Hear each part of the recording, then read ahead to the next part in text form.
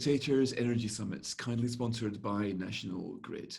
Now, in our next session, we're going to be asking what extent the UK's target of achieving net zero by 2050 complements or conflicts with the manifesto pledge of levelling up, the government's signature agenda. The dilemma was put quite well earlier on by Bin Afellami when he pointed out that many of the red wall seats the Tories have just won, the seats which gave the Tories their 80-seat majority, are rich in industries which are quite energy intensive in their economic profile. So the trick is how you manage to pursue 2050 in a way which doesn't punish those who've turned Tory for the first time, indeed doesn't punish anybody in any seat. Will there be inevitably a trade-off? Is it simply the case that to hit 2050, they're going to be winners and losers, and the losers are going to be in places like the steelworks at Talbot, and there isn't many ways of making it that much better for them? Or do new technologies allow us to move forward in a way that doesn't put energy-intensive jobs out of work? So we're going to be joined now by Lord Kerslake, Chair of the UK 2070 Commission, by Andrew Carter, who's the Chief Executive of Centre for Cities, by Ben Houchen, the Mayor for Tees Valley, and by Duncan Burt, who's the COP26 Director of National Grid.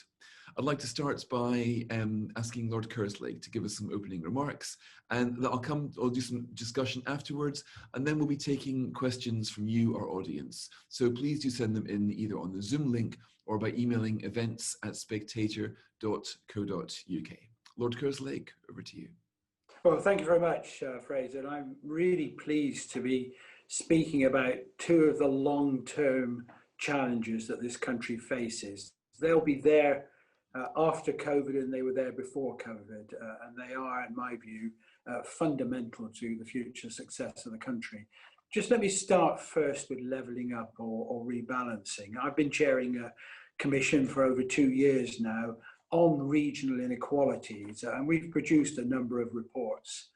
We particularly want to look back 50 years and forward 50 years, because we think it's taken us a while to get to where we are now, and it'll take us a while to get out of it, hence the name 2070. In our first report, we found that the UK was almost the most spatially unequal country in the developed world. Out of a total of 30 countries measured against 28 indicators, we came 28th. Eurovision Song Contest levels of performance, you might describe it as. And our view was that something needed to change. In our second report, we said that we were unlikely to shift on this without a comprehensive, long-term, large-scale plan. It needed that level of investment of effort, both locally and nationally, to shift the dial on regional inequalities. And we set out a 10-point action plan.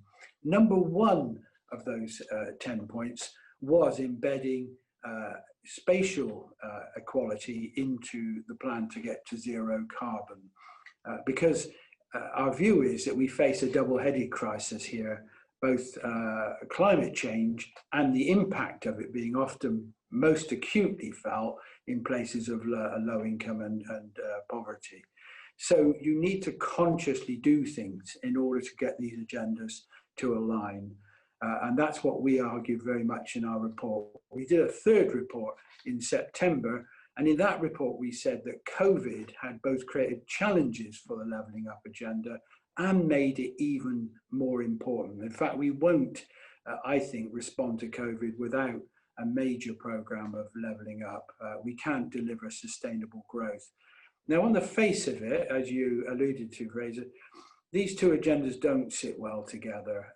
The high carbon intense parts of the industry in this country have historically been in the north. We've got 4 million jobs, predominantly in the Midlands and the Northwest and Northeast. And therefore, I think everyone can see the potential risks that might come if we don't actively put the two things together, it seems to me. If we think of net zero carbon, which is a very, in my view, kind of loose phrase, is essentially abolishing the use of fossil fuels you get a better sense of the challenge here. I am in Sheffield for this event. One art welder in Sheffield uses the energy equivalent of the whole of Doncaster, basically, just to give you a sense of the scale. But actually, I'm an optimist on this agenda because there's some fantastic work going on at a local level that I think leads the way forward on this agenda. In our reports, we set out quite a few. We're going to hear from Ben Houchen on the Tees Valley Zero Carbon Initiative, which I think is really, really powerful. And we are, in fact, putting our money where our mouth is as a commission and doing an inquiry with the local council to see how they can move further forward on their agenda of economic renewal. But I do think we have to replace the traditional industries with new models. And in Sheffield, for example, we have the Advanced Manufacturing Research Centre, the Advanced Wellbeing Research Centre, that I think pave the way to new economic models that can turn that double-headed crisis that's been talked about into a double-headed opportunity. But it won't happen without a combination of a national plan and working collaboratively with the private sector and finally local leadership. These things are crucial to success on this agenda. Lord Kerslake, thanks very much indeed. I'd now like to pass over to Andrew Carter, who's Chief Executive of the Centre for Cities. Thank you, Fraser. So let me give a sort of cities and large towns perspective on these questions or issues. So cities and large towns obviously are big emitters of carbon and emissions more generally. 50% of all the country's emissions comes from the 63 biggest places in Britain. London alone accounts for about 10% of that. So they're big emitters because there is lots of stuff in them. But when you look at emissions per capita, actually most of our urban areas are pretty efficient. They're actually below the national average on a per capita basis about the emissions. And actually the emissions are reducing more rapidly in our cities and large towns than they are in other parts of the country. So there's a kind of thought around in the importance of the urban when we think about how we deal with some of these sort of questions. So 3 ways I think that cities can contribute to reducing emissions, helping to tackle unemployment that was there before the pandemic, has been made worse through the pandemic, and indeed tackle the questions and issues that Bob was talking about, which is poor long-run productivity, and thus leveling up part of the agenda. So the first thing I think is one of the ways we can reduce emissions is actually to increase density and activity in our urban areas. And that's about actually building more homes, enabling more jobs in and around our urban areas already. That requires a planning system reform. Government is thinking about this to make it easier for firms and for councils to prioritise and develop areas that are already within their urban footprint.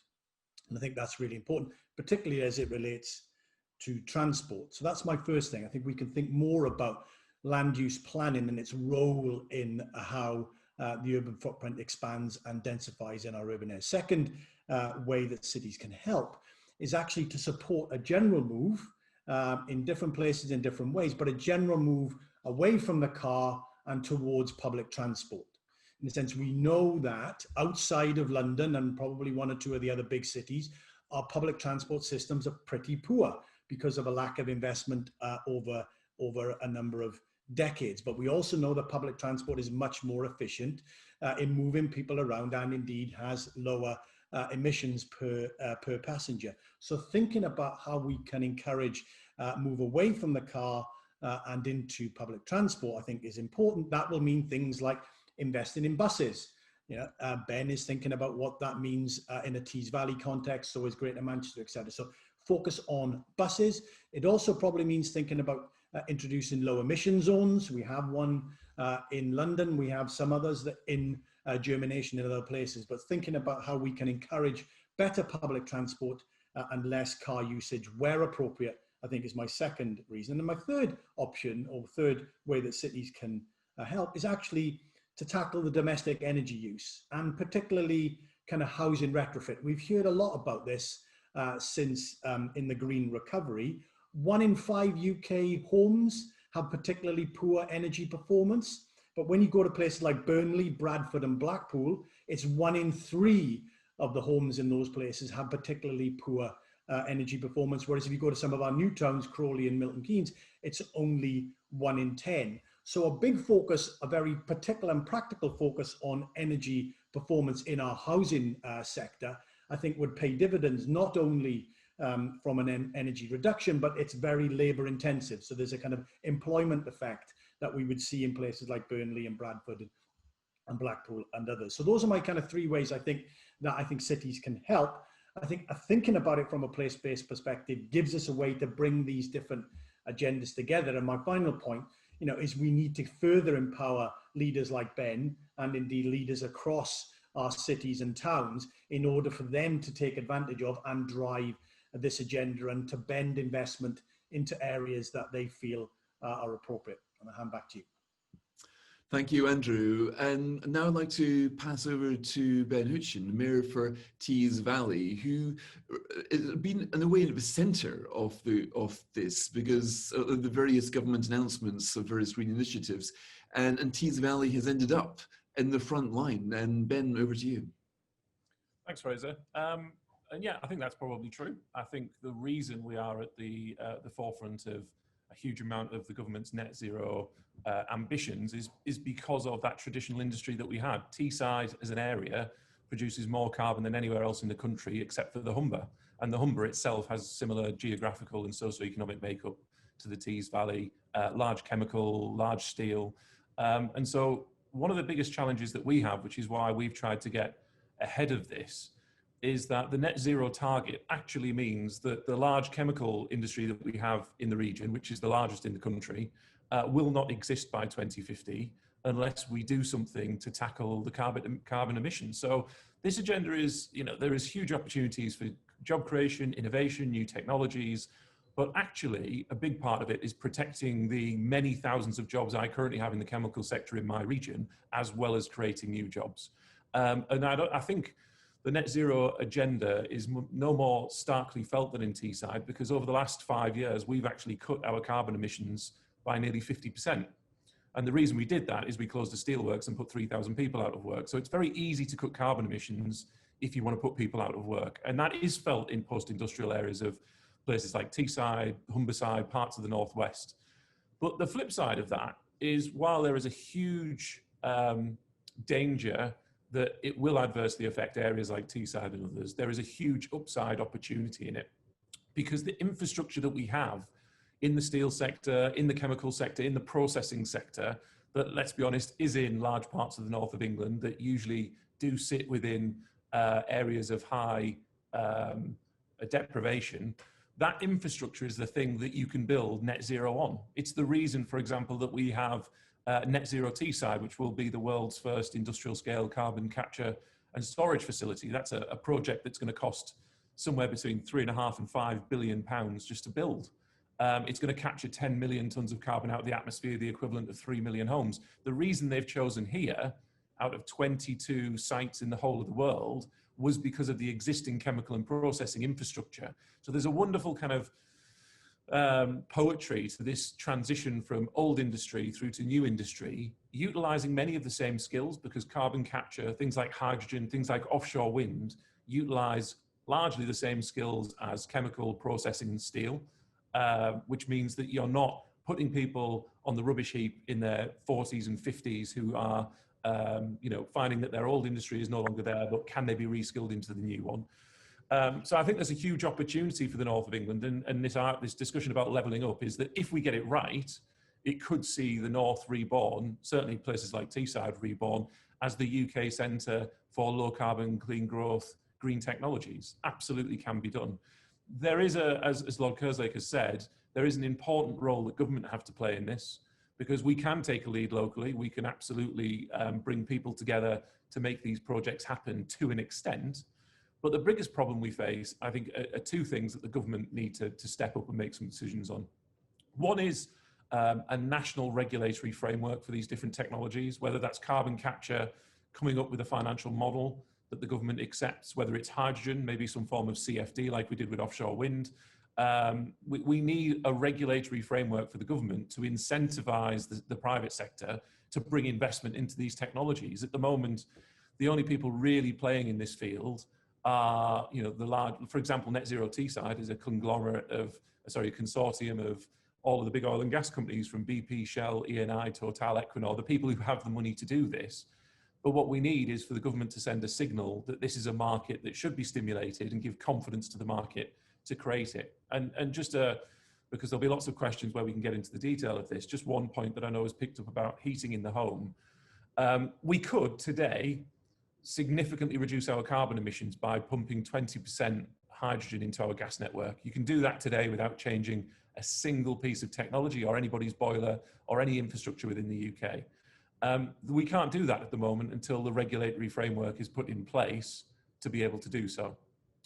If you want to get it, you could in theory, and I am a strong believer that you could easily move that in the coming years to 100%. But again, the regulatory framework needs to be there to allow that to happen, because then you get the producers of hydrogen coming in, because you have the economies of scale to produce that level of hydrogen. And that then stimulates other technologies in hydrogen, because you get volume, which drives down price. Because let's not forget at the minute, clean technologies like hydrogen, while I do believe they're the future, they are expensive. So we need economies of scale and volume to drive down those prices. And again, that's where the government can help by setting up that regulatory framework, or actually reducing that regulatory framework to allow it, the market more freedom to be able to introduce these technologies. And then the very, very final point is the scale of the task at hand. And again, I'll stick with heating of the home, because irrespective of whether it's hydrogen or something else, whether it's heat pumps or whether it's moving to hydrogen and hydrogen boilers, there are, just stick with me here, there are just under 30 million homes in the UK. If you work backwards, that means we've got to replace a boiler every 45 seconds, every hour of every day, of every week, of every year from now until 2050. That's a lot of boilers. That's a huge amount of work. And that goes up for every day that we continue to delay the decision of which direction are we going in and what is the framework to allow that to take place. So I think we are potentially at the start of something exciting. I think it could be hugely transformational from the north to move us from a post-industrial economy into something new. But we need to get on with it, because other countries are passing us by, and this government needs to take some decisions to make sure that we can grasp those opportunities. Ben, thanks very much. By my calculations, that's about 30 boilers by the time you've been speaking there. So that's a lot of work we need to do in this country. Finally, let's hear from Duncan Burt, who's COP26 Director of the National Grid. Thanks, Fraser. I was nodding away furiously to what Ben was saying there, particularly around the numbers. As you know, at National Grid, we've been at the heart of the very successful energy transition so far in the UK that Kwasi Kwarteng was talking about earlier, and we can see what needs to be done. We think that there is an absolutely golden opportunity to put together the challenge and investment that will be delivered through net zero with the need to level up. An awful lot of the agenda around net zero will be around engineering, will be around hard industrial skills and new skills in different technologies, strengths that traditionally have sat in some of our industrial heartlands and can be re-enabled and rediscovered in those heartlands as well. Earlier this year, we undertook a study with Discovery Economics looking at the scale of opportunity around the investment and challenge to net zero. And we found that over 400,000 jobs will be created over the next 30 years in order to deliver that transition just in the energy sector. And we've recently been working with Ben and with Policy Exchange on a new report looking at the economic opportunity for the North Sea, delivering very low carbon energy with offshore wind, carbon capture and storage and hydrogen. And again, just for the communities there around the North Sea, a huge opportunity of £20 billion a year as we unleash the investment that will help us get to zero carbon. So there is an absolutely golden chance we have now to structure that net zero investment in a way which not only delivers zero carbon, but which uses the best of UK skills, expertise and infrastructure to make sure that we do level it up right across the nation, and particularly up and down the East Coast. Thanks very much, Duncan. Now let's go over to questions. Lord Kerslake, I'd like to start with you. Your 2070 agenda is fascinating, but I do wonder how much of it has changed. We all know about the need to level up, but I think that I wonder to what extent the last few months have seen massive leveling down. We haven't begun to calculate it yet. We haven't really had time to work out who have been the winners and the losers of the last few months. But I think there wouldn't be any prizes for guessing that inequality will have widened massively in the country, between the regions, within the regions, as Andy Haldane was saying at the Centre for Cities presentation a few weeks ago. But to what extent do you think you actually might need to almost come up with a new report to find out that whereabouts the levelling up agenda is now, given that it might take us years to level up to get back to where we were at the start of this year?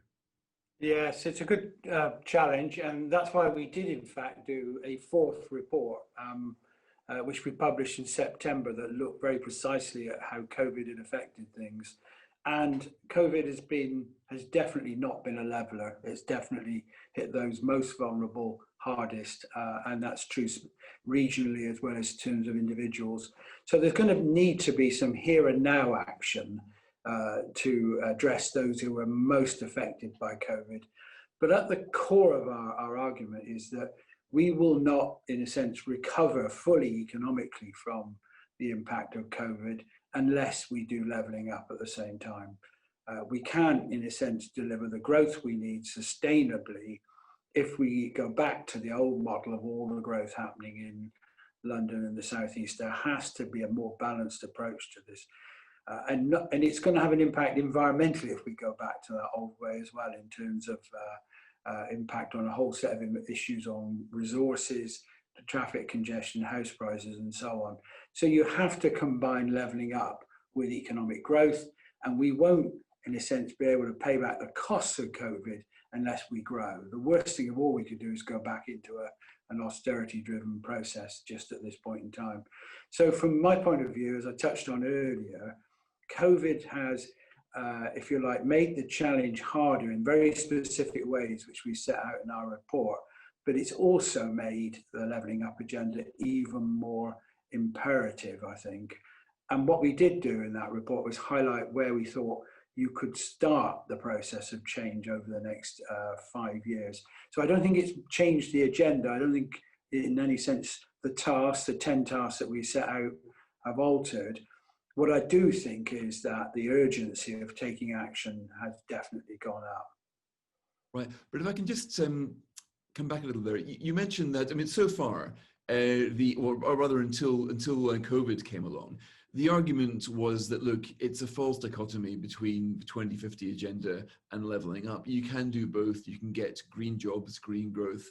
Now, you know, we all know that if you're subsidizing energy, if you're making people's electricity bills more expensive by regulation or by tax or by anything else, this doesn't do a great deal to help inequality. It makes it worse, but maybe that's a price worth paying to get towards a 2050 target. In other words, until January, it didn't seem as if there was much of a conflict. I'm wondering that when eventually we start to recover now, we're, by the way, just about to face another national lockdown, another sharp economic contraction, another massive increase of inequality, whether the job of trying to repair the damage might have to come before the environmental agenda, whether we might have to think, okay, we can return to the sort of the 2050 agenda as we envisaged it once we manage to get, I don't know, GDP up to only 4% below what it was. I mean, might we now be perceiving the conflict between environmentalism and between economic growth a bit more acutely as we try to repair the immediate damage of lockdown?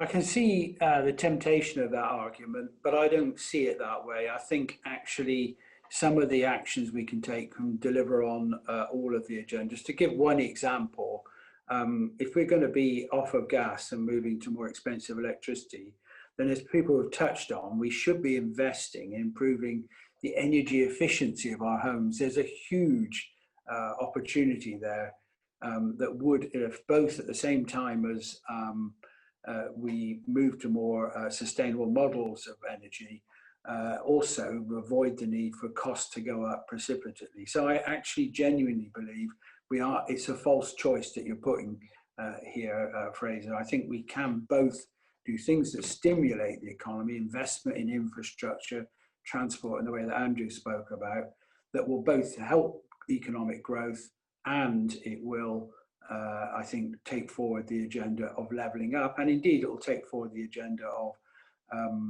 zero carbon as well. And I really would almost put the question the other way around. If we simply go back to what we were doing before, pre-COVID, we'll reinforce some of the great inequalities we already have. So of course we're going to need short-term stuff to preserve jobs like the furlough scheme, but the investment in economic growth needs to be both sustainable and rebalanced at the same time. I do think it's possible to achieve that. But what we don't have at the moment, and I'll just finish with this point, Fraser, we don't have a plan. If you ask me how we're going to achieve levelling up in this country, what's the government's plan for this? I don't know what it is. And I think they desperately need to develop a plan for it. Ben Houchen, is the reason we don't have a plan because we're still in free fall right now with no real idea where we're going to end up when it comes to rebuilding the economy, and therefore we're not quite sure how the environmental agenda can go with it?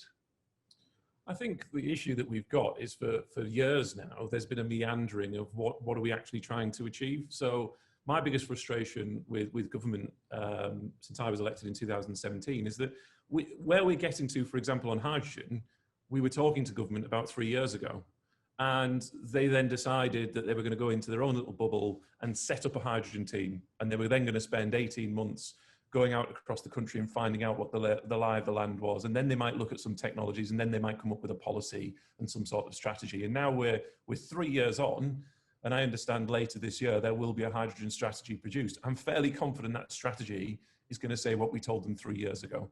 So a big problem that we've had, and actually I think it often happens in times of crisis. I think what it actually will do is focus the mind of government to start to get onto and to deliver some of these things, because there is the imperative from the civil service that they have taken years to come up with what the regions think are fairly simple solutions, because we've been working on them for decades now. I mean, hydrogen is not a new technology to Teesside. We've been using it for half a century.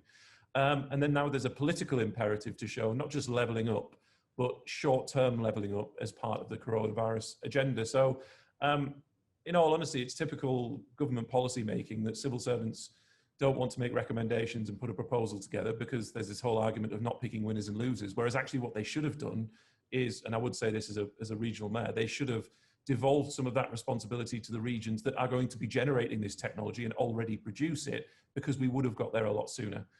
So actually, I think COVID is probably starting to focus the minds more for them to get on and start making decisions, which I think we'll see in the next couple of months around CCUS and things like hydrogen, and indeed offshore wind. I mean, we've lost more than 12,000 jobs in Teesside since the start of COVID. If we are able to work with government on what we're trying to do and land some of the offshore wind manufacturing in Teesside, we think just in direct jobs, that'll replace 75% of those lost. We think offshore wind could easily generate 9,000 direct jobs in our region. Those are decisions that government can get on and make by twisting the arms of some of the manufacturers. So there's this idea of there's short-term need to address COVID. That's not going to happen overnight, but there is a short-term need. But I just don't want us to go back to this knee-jerk reaction of, let's be honest, levelling up in the north of England is going to take years. Decades of underinvestment by governments of all colours in hard infrastructure, never mind the soft stuff around skills and aspiration. We still need to maintain our eye on a 5, 10, 15, 20-year horizon, because that's how long it's going to take if we really want to level up the UK as a whole, rather than just our city centres and the traditional south of England. Okay, question now from Lynn McFarlane. It's for you, Andrew Carter. So she asks if Ben Houchen here is the aristocrat of a new green regime, if basically the Tees Valley is in line for a lot of the good things that are going to come, a lot of the investments, a lot of the new technologies will be centered there. But are there not within these areas lots of inequality? Are there not lots of places that you can fairly easily describe as net losers out of a new energy regime we're heading towards? Yeah, so it's a good question. describing Ben as an aristocrat. I'll leave him to come back on, on that. That might be a new label. I don't know.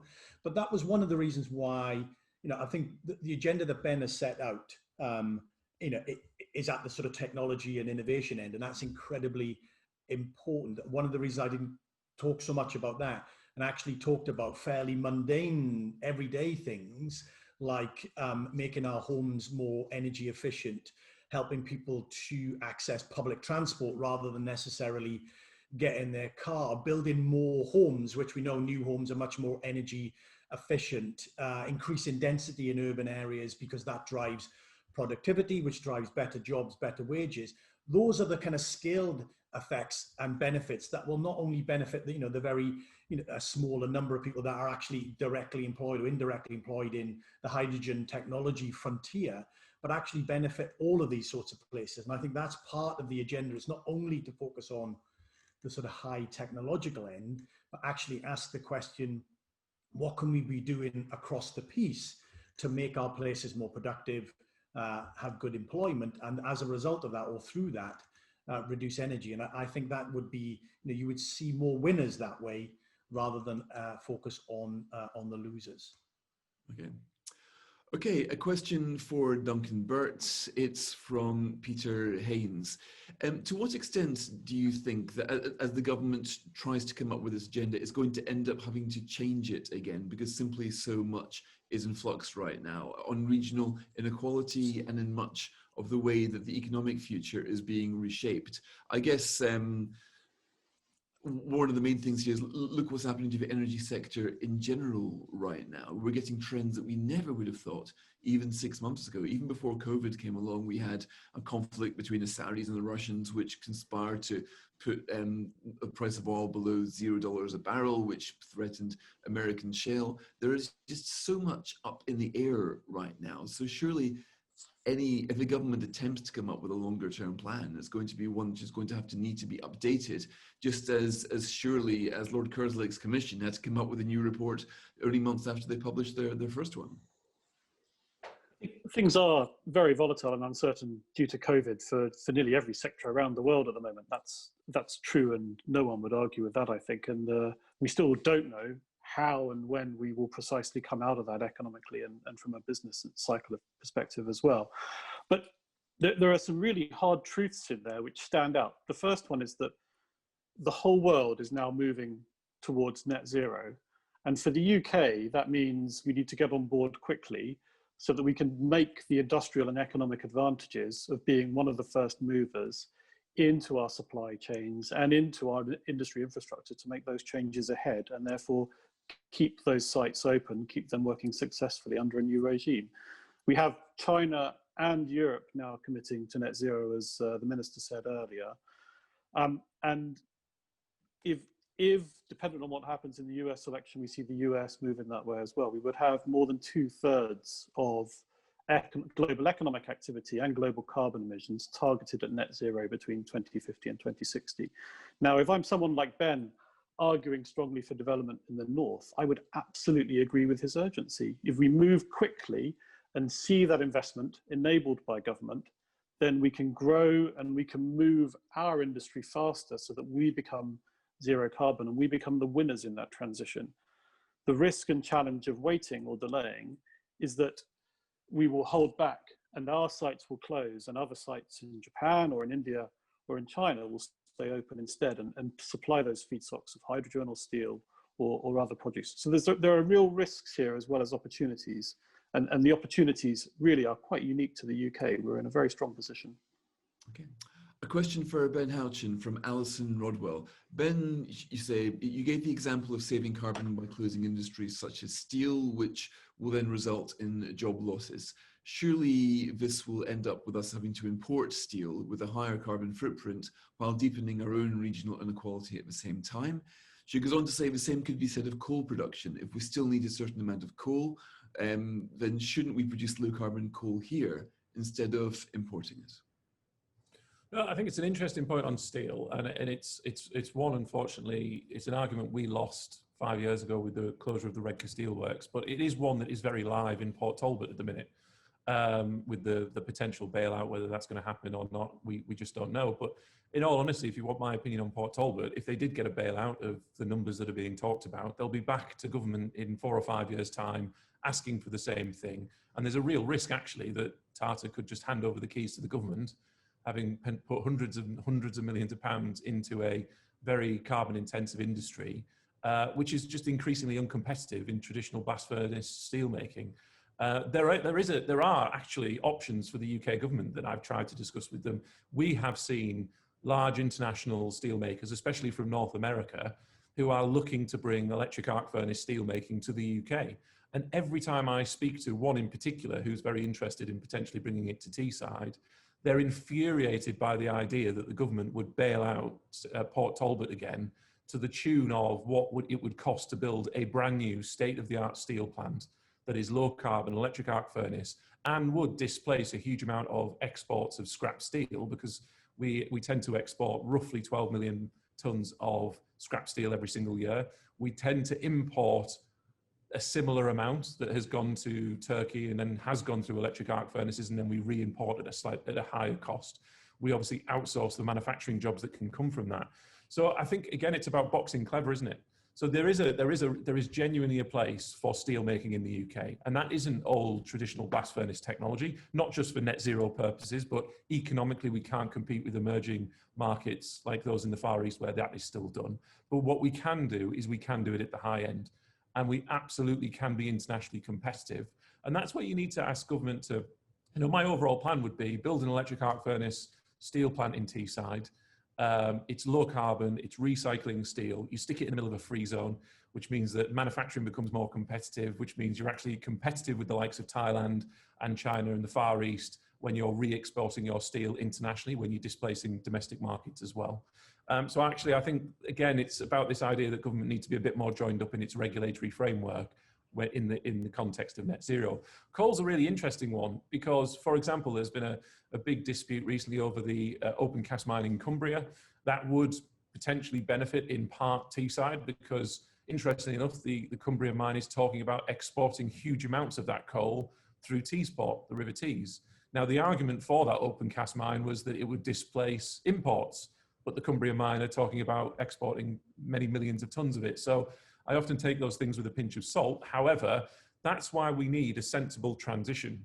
And it's why I've never understood the argument of, we need to be net zero by 2025 or 2030. It is impossible. You cannot do it without costing thousands of jobs, energy security disappearing, energy costs going through the roof, which is why I'm such a supporter of carbon capture, because carbon capture isn't the solution, but what it is a transition to low carbon technologies while that technology is still developing. So it helps maintain low energy costs, it helps reduce carbon in the atmosphere, it helps create jobs on that transition to 2050, because that can be net zero Teesside could be built by 2026.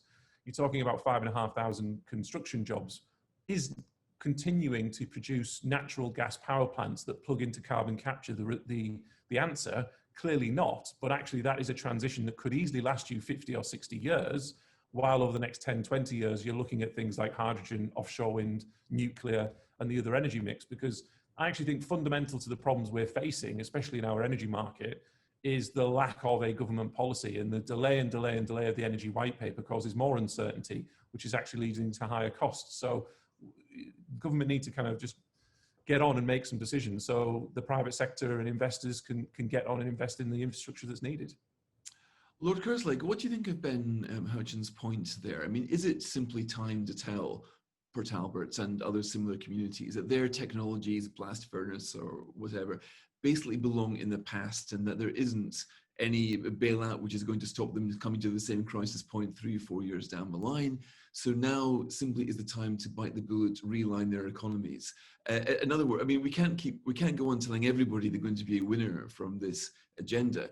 And as new technologies come on, simply isn't it the time to retire some old technology? And isn't that, in a way, longer term, kinder than keeping something going if we know there's no long-term future in it? Unquestionably, some technologies, some industries are going to not be part of the future. I think we can see that now. And I'm in Sheffield and indeed South Yorkshire saw massive change with the closing of the coalfields, for example. So we're undoubtedly going through a transition, and some of the high carbon industries will not survive, really. The key question is, do you let that process happen kind of unplanned and in a chaotic way with huge personal and human damage, or do you plan the transition and sustain the transition from our traditional industries to new industries?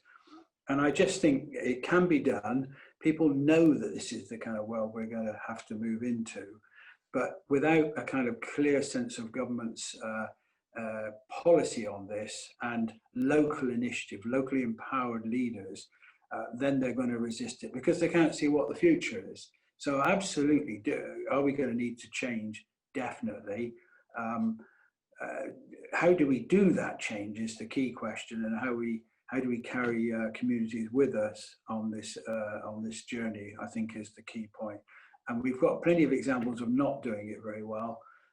Let's try and see if we can, through the kind of local leadership that Ben brings, do it better this time. Okay. And Duncan, Burt, given that we will, as an economy, we're always going to need steel. It's not going to go away. So wouldn't it make sense simply just to find ways of making it a low carbon version of steel here, rather than using the old trick of importing it abroad, exporting our carbon emissions and congratulating ourselves for helping the environment in a way which we're not actually doing? We're just outsourcing the problem. I think you can say that for steel, you can say that for a whole range of industrial products, processes and manufacturing as well, that the UK will have some of the lowest carbon electricity in the world. So why wouldn't you want to make stuff in the UK using low carbon power rather than using higher intensity power elsewhere? If we can get the local engagement, if we can get the infrastructure and the costs right, and we can move quickly in a way that, exactly as Ben's talking about and Andrew's talking about, in the development of cities. So there really is, we wholeheartedly support the government's industrial strategy of industrial clusters. The development around Humber and Teesside is a great example of how we can start to build very significant new industrial hubs with CCS, with hydrogen, and with all of the heavy and lighter industrial processes that could benefit from low carbon electricity. Now, Duncan, you're director of COP26 at National Grid. I imagine that you actually would have thought you'd be out of a job by now, the original timetable. What are you thinking for next year? Do you think it might be a COP26 in 2022 at this rate? No, I think we are delighted by what's happened over the last few months in terms of the international commitments we've seen from China, from Japan, from South Korea. We're obviously watching events in the United States very closely to see what happens there. But so far we have the powerhouses of Asia joining the European Union in some very, very significant long-term commitments to net zero, not just across energy, but across agriculture and the whole economy. And that means huge things for all of us in terms of the UK being able to lead, and for the UK government, as it is, pushing in the right direction to try and take a lead both in industrial processes, in manufacturing, and in the development of clusters of low carbon technology, which means that we can not only be one of the leading nations in terms of low carbon, but we can also develop technologies and processes here that we can export around the world to the benefit of the UK. Okay. And my final question to you, Andrew Carter, when we are looking at regional inequalities, do you think it's fair to say that there will be winners and losers out of this? I mean, right now, it's funny, in discussions like this, we talk as if there are no trade-offs to be made, nobody's going to be poorer as a result of this, that everybody will be a winner. I mean, right now, we don't have to go very far to see there's some real problems and some real hardship being faced by our countries. And some cities are going to face it simply a lot more than others. So of these cities, do you think it's fair to say that there are winners and losers, and we ought to be talking a bit more frankly about the losers and what more can be done for them, because not everybody is as geographically blessed as Tees Valley? Well, I mean, part of the problem, Fraser, is that too many places outside of the Greater Southeast would be currently classed as losers, and in a sense, that is the challenge that is presented to us, and there's absolutely no reason at all. I mean, we are unique, as Bob was saying. Think about our big cities like Manchester and Leeds and Liverpool, right? All of those underperform the national average on a whole range of economic and social indicators. That isn't the case when you go to other OECD countries. So there is no reason why we should have the pattern that we observe. They are the current losers. And the question is, how do we get those places and others, Middlesbrough and such, to be better performers in absolute terms? Then we can start worrying about whether the difference between one place and another is reducing or growing. Part of the problem is that the Greater Southeast is where much of our economic activity originates. And there's an awful lot we can do to create more winners in more places before I think we really need to worry about whether we're trading off one place compared to the next. I think we've got an awful lot of space to work on before we even need to worry about that. Okay, Andrew Carter, thanks very much. And thank you to all our panelists, Lord Kerslake, Ben Houchen and Duncan Burt.